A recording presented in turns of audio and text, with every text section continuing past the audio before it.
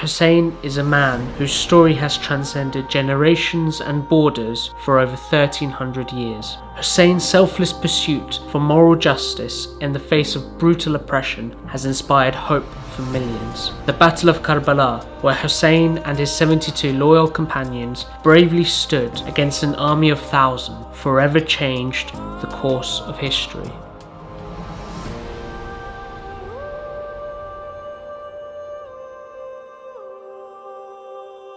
Hussein was born in 626 AD in the city of Medina to the noble family of the Prophet Muhammad. He was raised by a family renowned for their honesty, compassion, and justice. He was revered and celebrated by people from different walks of life. Every lover of truth and every lover of justice loved Hussein alayhi salam. And this, no doubt, began way back while they were in the holy city of Medina. The values that he adopted as a child were the values that he learnt as he grew up. And he grew up in the holiest of houses. He grew up with his grandfather, the Prophet. As a young child, Hussein witnessed his grandfather's struggle to establish a morally just and compassionate society. They embraced a very sincere life, a very humble life. They prioritized charity, giving, and working to improve the societies they were in. Arabian society was plagued by violence and corruption. Muhammad's rise and the advent of Islam eradicated much of this injustice, and the people had widely adopted a moral way of living. In 632 AD, the Prophet Muhammad passed away, devastating a young Hussein.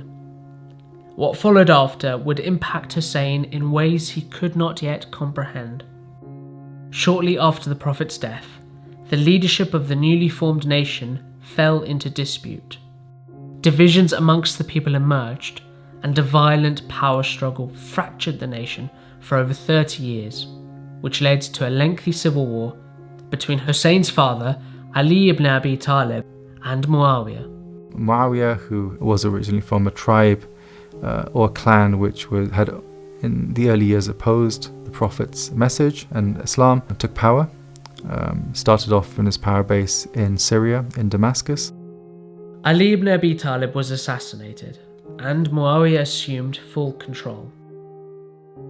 Choosing to avoid further conflict, Hussein's elder brother, Hassan, made a treaty with Muawiyah, which would prevent Muawiyah from passing on rule to his son, amongst other things. These clauses of the truce were basically violated, and the ultimate expression of that violation was the actual assassination of Hassan himself around 10 years after that. Having violated the treaty, Muawiyah allowed his son Yazid to take over the power. Yazid was widely regarded as a tyrannical and cruel narcissist who wanted to rule with an iron fist. Yazid sought the allegiance of Hussein to cement his claim to power and gain credibility. One of the needs, one can say, of an oppressive regime is the need for legitimacy. And the important sources of that legitimacy has to come from prominent members of the society who are respected for their high morals to support them. Having witnessed years of injustice and the steady moral decay of his society, Hussein knew he had to draw a line with Yazid to prevent the total collapse of the nation to the hands of a despotic tyrant. Hussein refused to pledge allegiance to Yazid. In one sense, he was very divisive, but usually when people fight for justice, they are divisive. Usually it divides the community, those in favor of what is right and those who are not. And so in his very divisiveness, he was really making a stand that separated the good from the bad, the just from the unjust. Fundamentally, Hussein is not interested in the fight. He's not interested in taking to battle, but rather he's interested in making people aware of what's actually going on in the world, how things have changed since the demise of the Prophet. Not being able to get an endorsement from Hussein, Yazid threatened to assassinate Hussein. Wanting to avoid violence, Hussein left his home and travelled to the city of Mecca. Here, Hussein sought to rally the people and delivered a passionate sermon rebuking the community leaders who had failed to stand against Yazid, saying, "You have taken lightly your duties as leaders. You have neglected the rights of the oppressed and the lowly, but have assiduously pursued what you regard as your personal rights." His moral justice was quite a simple issue. It was that we must be willing to take a stand and even die for what is right, that there can be no compromise.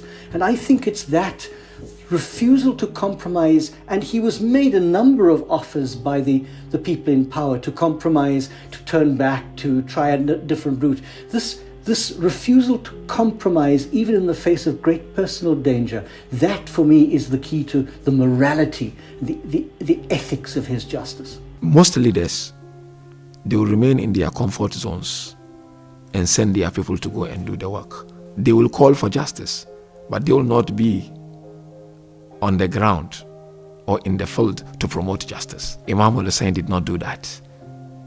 Imam Hussain alayhi salam led from front. Hussein had received hundreds of letters from the residents in the city of Kufa, present-day Iraq, pledging their support in the struggle against Yazid. As the threat of violence increased, Hussein departed from Mecca, along with his family and loyal companions, and began the long journey towards Kufa. When Yazid became aware of Hussein's intention, he dispatched a brutal governor to quash the dissent, but Hussein persisted with his movement eastward. As Hussein got closer to Kufa, he was intercepted by a battalion of Yazid's army, led by a commander called Hur. Hussein, his family and companions were prevented from going any further and were forced to stop in a dry desert land known as Karbala. Hur and his entourage of forces came. His horses and his soldiers were thirsty. Hussein offered them water. He did not say, "These people are here to monitor me and to make life difficult for me and to block my way." He gave them water. Hussein's selfless act of kindness was to be met in turn with a cruel response by Yazid's army, who proceeded to surround Hussein's camp and cut off the water supply. Hussein, his family, and small army of around 72 were left thirsty for 3 days in the blistering heat. Hussein said something which rings very true for the human condition. He said, "Human beings are slaves to the world. As long as our situation is fine, we have food, we have water, we have money, we have the basics, people will profess their beliefs, they will profess their religion on their tongues. But when people are tested, when people are tried, very few people remain who are sincere and devoted." On the eve of Ashura, Abu Abdullah gathered all his companions and he asked for the candle to be switched off. So it was put off. And he said to his companions, "I am the target, you are not the target. Why don't you go? And no blame on you." Each and every one of them stood up and pledged their allegiance to Abu Abdullah Hussain alayhi salam. As the sun dawned on what is known as the day of Ashura, Hussein and his brave army of 72 prepared to make their final stand of honour and dignity against an army of thousands. In a remarkable turn of events, Hur defected from Yazid's army, realising that he had made a terrible mistake, and pledged to fight alongside Hussein. Unafraid and fueled by belief in something greater, Hussein's companions fought relentlessly till their very end. each of these members of his family went out one by one, often reciting extraordinary poetry and dying one by one in front of Al-Hussein, and all of them, as they went out to fight, claiming the reason why they were doing this, that it wasn't just because they liked him, but because they believed in his cause. In the heat of battle, and despite witnessing the horrific killing of his close friends, Hussein would be heard praying for his enemies, hoping they'd cease partaking in this atrocity. One after the other, Hussein's closest family members were slain in battle as they fought heroically, with each member of his family killed in front of him, including his beloved sons, nephews, and brother. Hussein would rush valiantly into the battlefield to aid them in their last moments. None was spared, not even Hussein's 6-month-old baby, Ali Asghar. Imam al-Hussein carried this young boy, placed him on his chest, and he walked to the battlefield. He looked at the camp of the enemies. He called out, "Am I the target or this infant? Why don't you give him water?" And this created a consternation in the opposing army. And when the leader, Umar ibn Sa'ad, saw that, he called out for them to silence Hussein's argument, meaning to kill that child. And so one very evil soldier, whose name was Hormala, took a 3-pointed arrow and fired at the child and ripped the child's neck apart in the arms of the father. He was now completely alone. Everyone else was gone except for the woman in the tents, and they were being threatened. And I think that in the end, it was his utter exhaustion from fighting almost single-handedly that helped to hasten his end, and the fact that he was now surrounded by a superior number. Up until the last breath he had, in the midst of all of this, he never lost hope.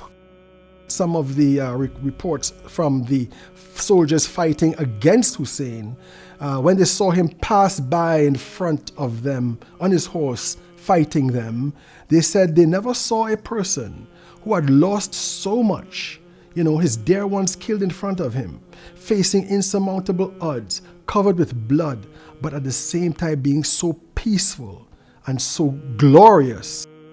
Carrying his lifeless infant alone, Hussein returned to his camp to bid a final farewell to the women and children of his family. Unbroken and unafraid, Hussein charged valiantly for the final time towards the enemy and fought majestically till eventually he fell from his horse. They started attacking him left and right. Arrows on his shoulders, arrows on his forehead, arrows on his back, until Abu Abdullah fell down. He was kicked left and right, and eventually Shimmer sat on his chest. Covered in bloody wounds, thirsty from the dry desert heat, and with no one left to help him, Hussein was mercilessly beheaded.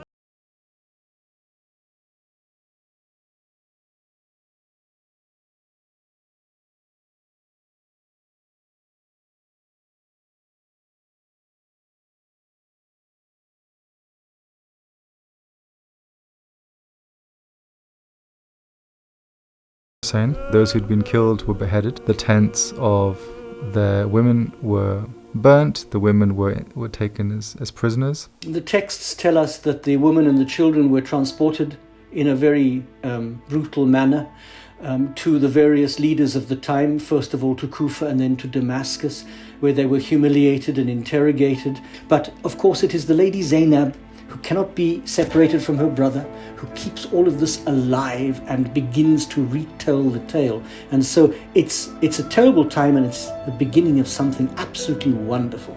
Following the tragic killing of Hussein, his sister Zainab carried the flag of Hussein's mission and became the moral support for the women and children who had been taken captive.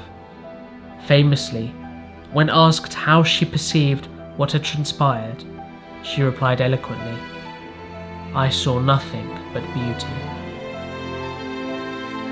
she makes these two famous protests against the citizens of Kufa and then against Yazid. And she is famous that not only does she denounce his leadership and indict him as a person, but she also in those moments begins the story of Karbala and ensures at that moment that the story will never be forgotten and that the lessons of Karbala will never be forgotten. Zainab's fiery speech in the courtyards of Yazid sent shockwaves across the nation, as word spread of how Hussein and his small army were martyred in Karbala. Realizing his grave miscalculation, Yazid freed Hussein's family. Zainab, alongside Hussein's last remaining son, Ali Zain al-Abidin, began to tell people of what happened in Karbala. This triggered a series of uprisings, which eventually led to Yazid's rule being dismantled. For a number of people, the commemoration of Hussein is also about this quest for justice and goodness in the world. And so the recounting of the story of what happened is then connected with accounts of oppression, of tragedy, and of brutality in the world that we have, and a hope and desire for something better.